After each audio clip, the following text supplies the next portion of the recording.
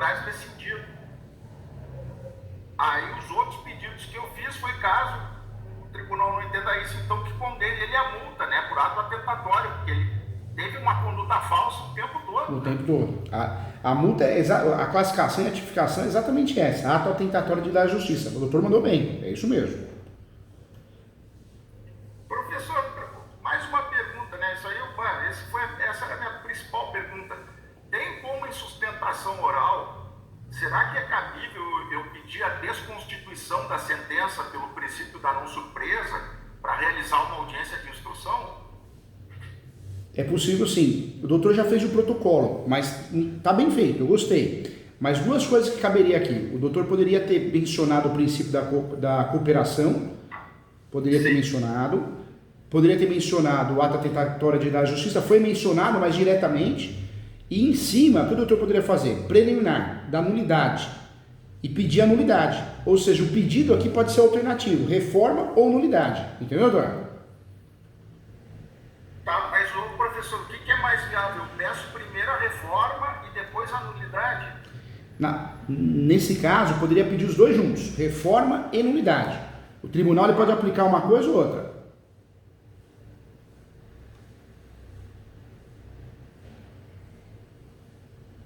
Agora, como o doutor não fez o pedido de nulidade aqui, nulidade é uma questão, um vício grave. Então, mesmo o doutor não pedindo a nulidade, só pediu a reforma, pode ser aplicada a nulidade, entendeu, doutor?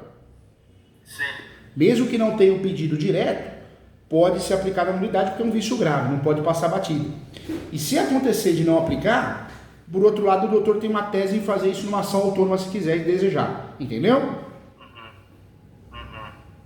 Mas assim, primeiro eu peço em sustentação oral a reforma e a nulidade da sentença. Pede. Já que não pediu no memoriais, na sustentação oral dando certo, pede as duas coisas. Veio requerer a nulidade ou a reforma.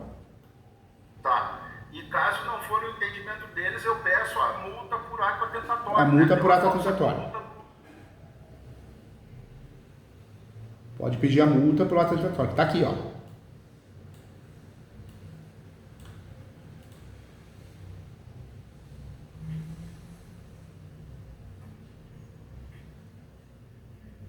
Aqui o doutor colocou isso mesmo, 14%? Sim.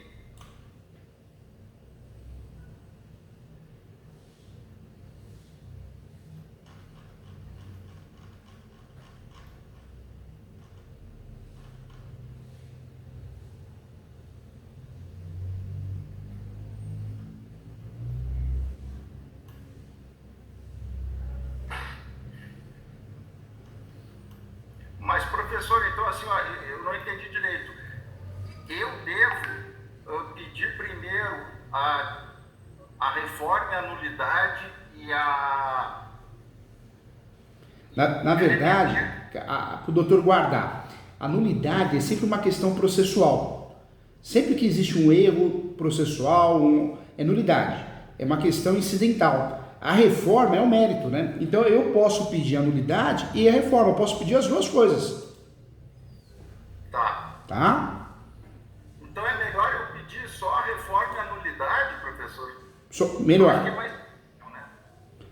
É do jeito que o doutor fez aqui, pediu a reforma, mas pode ser aplicada a nulidade também de ofício. Tá. Lado bom que, como a nulidade é algo grave, pode ser aplicada de ofício.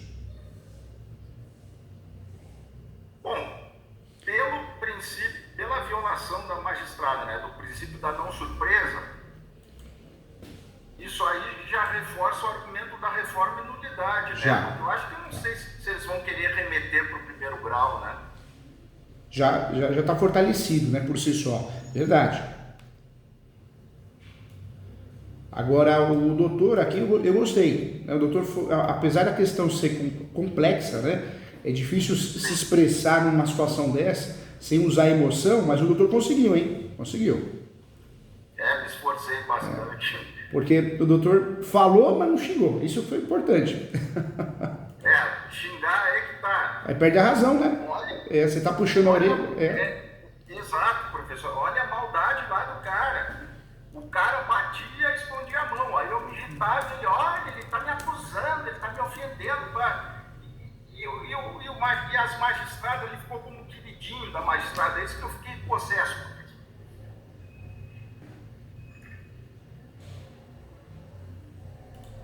Não, gostei do que eu vi, doutor.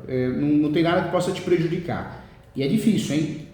Advogar em causa própria, em situações que envolvem emoções, não é fácil. É fácil o doutor deixar um rastro, né? É fácil o doutor fazer bobagem pela emoção, mas o doutor conseguiu ser técnico, viu? Conseguiu. Certo. Só faltou a questão da nulidade, mas não está prejudicado porque pode ser dada de ofício, então não está prejudicado. Pedir na sustentação oral, né? Pede na sustentação oral, conserta na sustentação. Professor, antes de ver a minha inicial da OAB, até pelo tempo, professor, eu estou com uma outra dúvida grande, tá? A respeito de um cliente que eu ajuizei a ação de nulidade de leilão. Realmente, ele foi alertado, ele está ciente, né? Aí não teve jeito. O atual comprador da Caixa entrou já com missão de posse. Eu pedi liminar, a juíza não aceitou, interpus agravo, o desembargador não aceitou. Aí eu pedi um acordo pro advogado lá do autor. Ele foi bem legal, ele disse, olha, a gente dá mais 30 dias aí pro teu cliente ir embora e tal. Mas aí tá, meu cliente aceitou, já avisei o colega lá, beleza, tá? Mas tem um porém agora, professor. A ação da Caixa na Justiça Federal, eu estou dando continuidade, né? Porque até o juiz foi bem legal comigo, o juiz federal. Aí outro nível, né, professor? Justiça Federal muda tudo para melhor, graças a Deus. Graças a Deus, verdade, verdade. Verdade. Qual é a minha dúvida, professor? A dívida do meu cliente não acabou ainda, né? Não acabou ainda. Na verdade, mesmo que vá leilão, mesmo sendo arrematado o imóvel, pode ficar o saldo residual, né? E fica, né? Normalmente fica, né? Aí, para combater isso, professor, tem que se entrar com uma ação de rescisão de contrato, o que tem que fazer?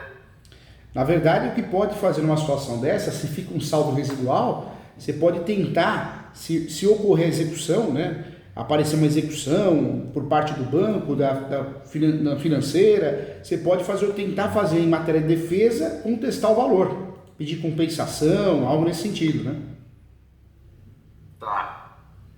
Então, na execução, seria o quê? Embargos, execução ou contestação? Na verdade, depende deles, né? Se vierem com execução, aí embargos de execução, ou embargos de devedor. Agora, se for dentro dos autos, porque o leilão é judicial, aí nós vamos trabalhar sempre com a impugnação. Tá. E seguramente a Caixa vai cobrar, né? Ah, cobra sem dó e cobra rápido, hein? Cobra sem dó e cobra rápido. Bom, aí eu já falei para ele que é uma outra ação à parte.